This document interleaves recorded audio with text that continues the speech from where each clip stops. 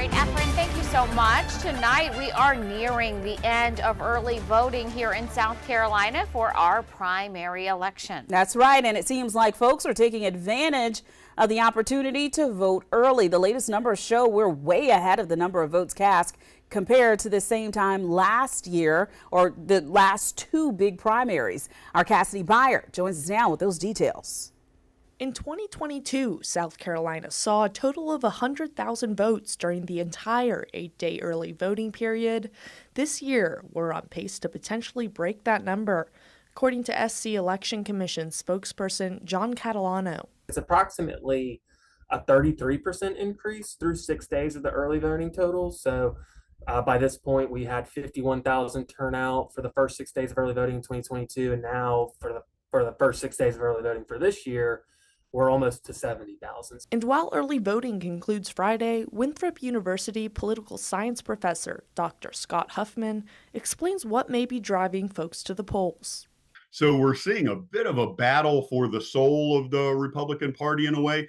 That's driving people out. And again, how both sides are touting this election as a truly existential election, whether or not America will continue to be America after this election. Both sides are pushing that narrative. I think that's pushing people to the polls. But Huffman says it appears so far the people showing up are skewing much older. You have to appeal to who's going to turn out to vote.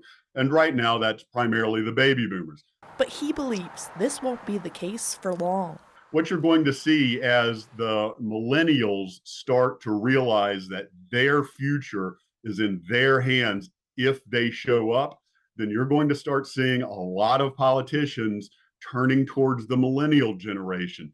And until that happens, Huffman doesn't see there being much change among political candidates. The younger generations, they've seen, people feeling one way and yet the government doing something else. They've become much more cynical. We're not going to see any substantial change from either party until young voters start showing up. But with this year being the only year that South Carolina has held early voting for statewide primary elections, the SC Election Commission is optimistic that numbers will rise due to increasing the accessibility to vote.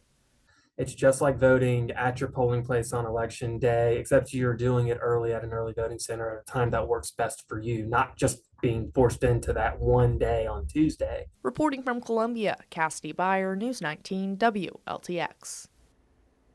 Again, early voting ends Friday at 5 p.m. If you don't make it by then, don't worry, you can vote on primary day, which is this coming Tuesday.